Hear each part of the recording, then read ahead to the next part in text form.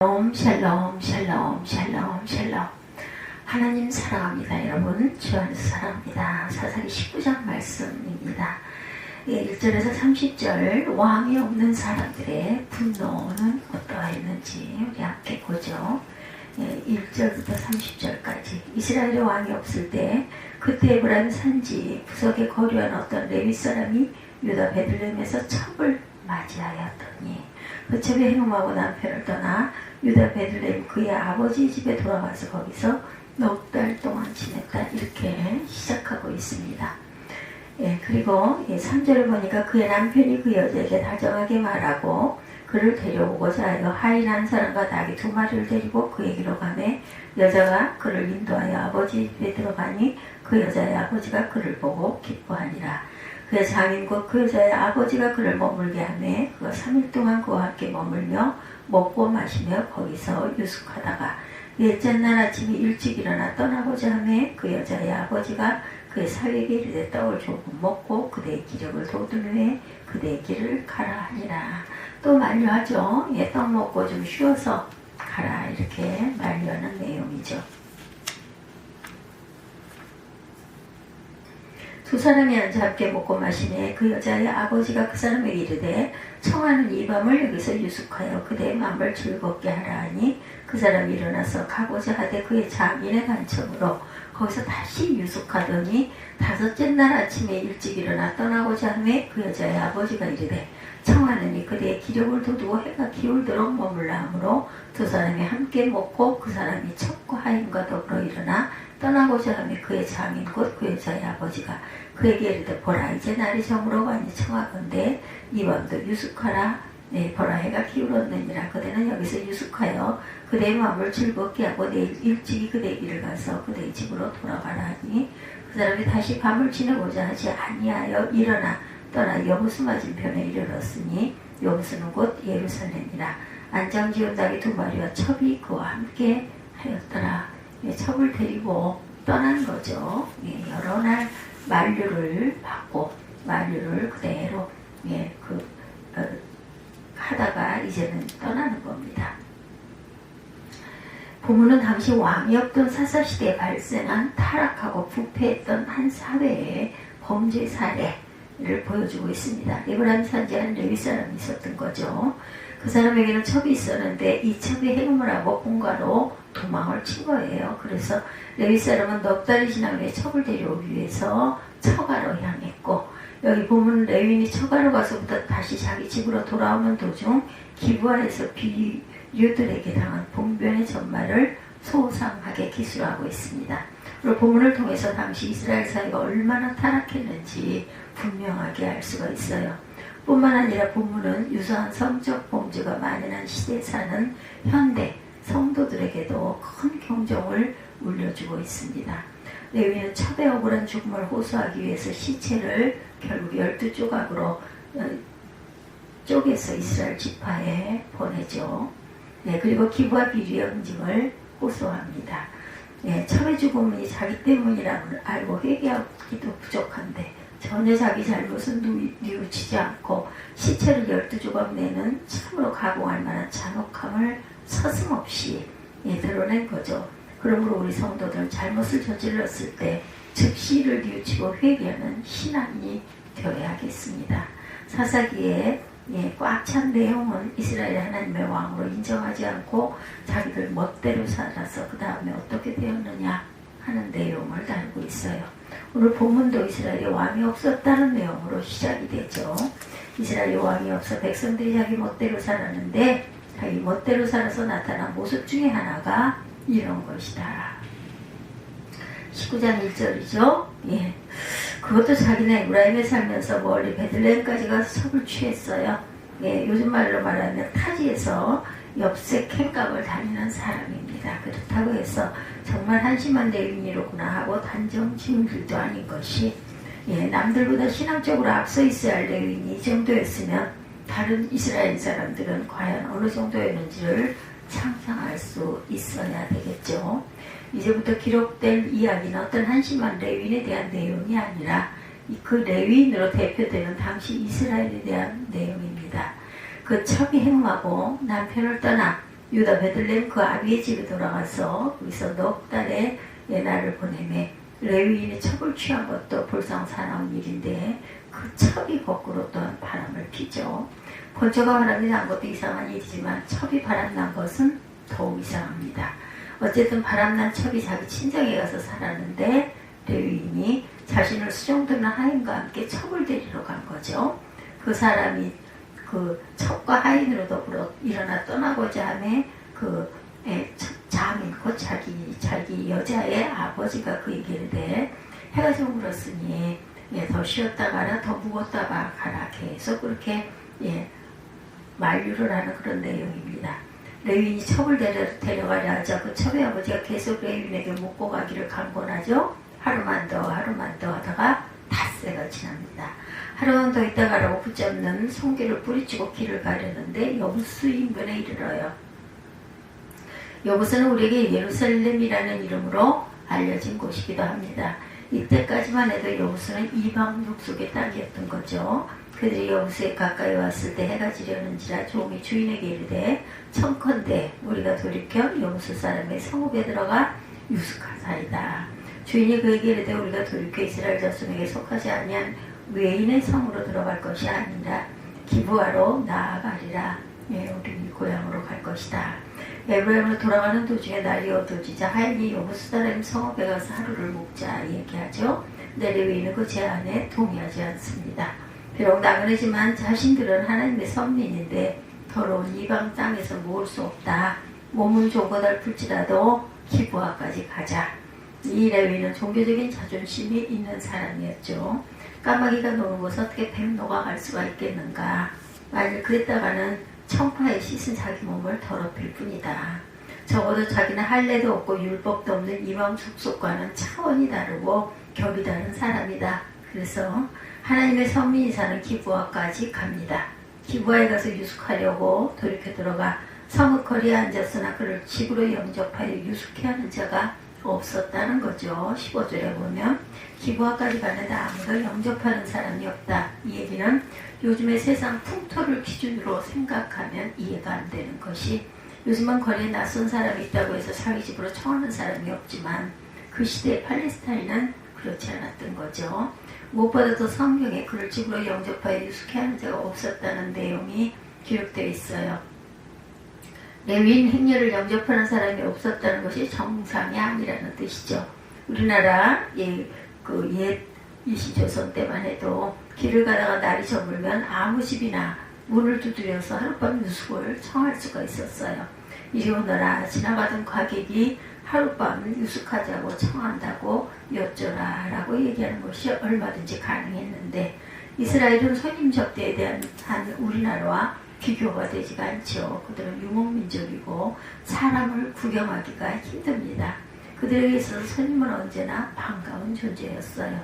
아무 텐트나 불쑥 들어가서 나는 이곳의 손님입니다 하고 선언하면 적어도 사흘간은 자기 마음대로 묵을 권리가 인정이 되었던 그런 시대였던 거죠. 근데 보면은 그런 시대였음에도 불구하고 자기 집으로 가자고 청하는 사람이 없었다는 거예요. 그만큼 아주 뭐랄까 각박한 인심이었던 거죠. 악한 세태였습니다. 이미 저물만 노인이 밭에서 일하다 돌아오니 그 사람은 본래 에브라임 산지 사람으로서 기브아에 우거하는 자요 그곳 사람들은 베냐민 사람이더라. 16, 17절입니다. 노인이 눈을 들어 성읍거리에 행객이 있는 것을 본지라 노인이 묻되 그대는 어디로 가며 어디서 왔느냐 하고 묻습니다. 같은 선민의 땅이라고 해서 찾아온 기브아에서 꼼짝없이 노숙을 할 처지였는데 다행히 그들에게 말을 건네는 사람이 있어요. 마침 그 노인도 레위인과 마찬가지로 에브라임 출신이었죠. 그들 일행이 노인의 집으로 갔는데 거기서 해비한 일이 벌어진 거죠. 22절에 보면 그들이 마음을 즐겁게 할 때 그 성읍의 비류들이 그 집을 에워싸고 문을 두들기며 집주인 노인에게 말하여 가로되 네 집에 들어온 사람을 끌어내라. 우리가 그를 상관하리라.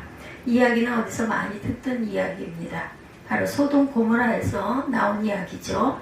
하나님께서 소돔과 고모라를 멸망시키기 직전에 그 성의 상황도 바로 이랬던 것입니다.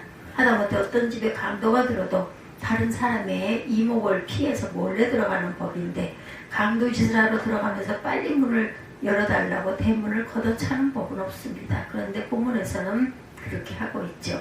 강간, 그것도 동성간의 강간이라는 극악한 행위를 주막집 문을 두드려 술을 청하는 것처럼 당당하게 요구하고 있는 모습입니다.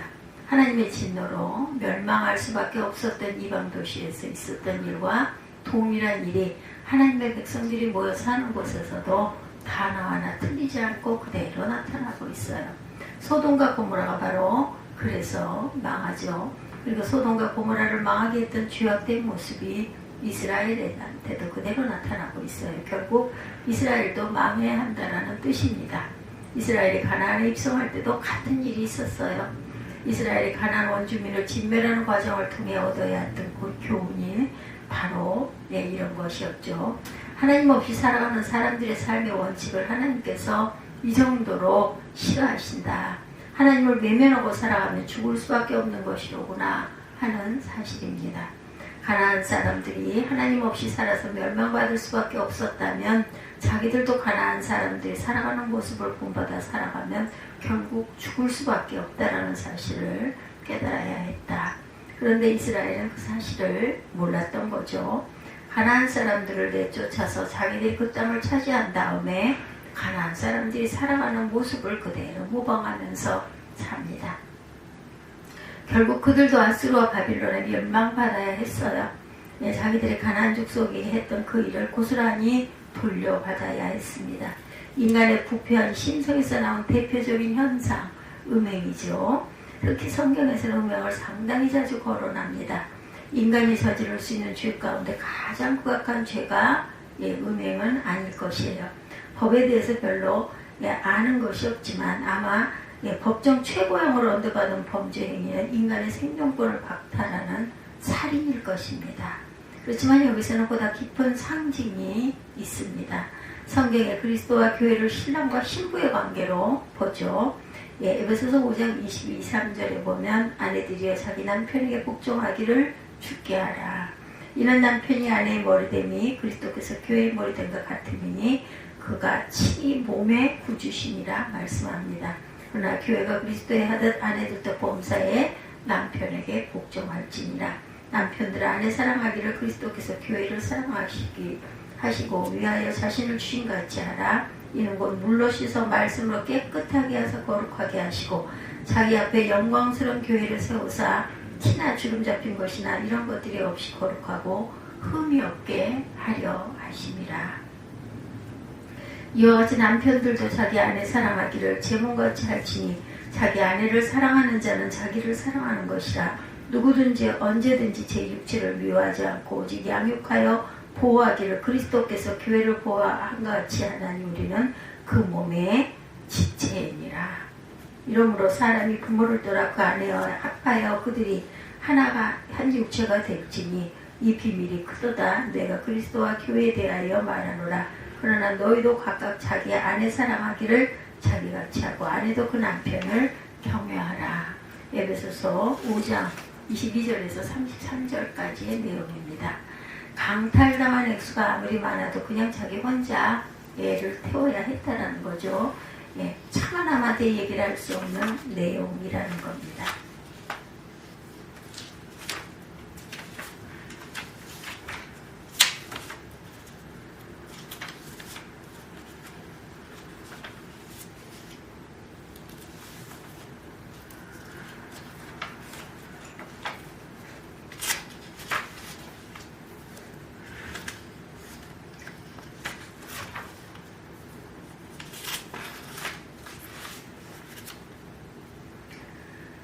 결혼 예식 때 자주 인용되는 말씀, 신랑이 신부를 어떻게 사랑해야 되고 신부가 신랑을 어떻게 섬겨야 하는지 자세히 기록되어 있어요.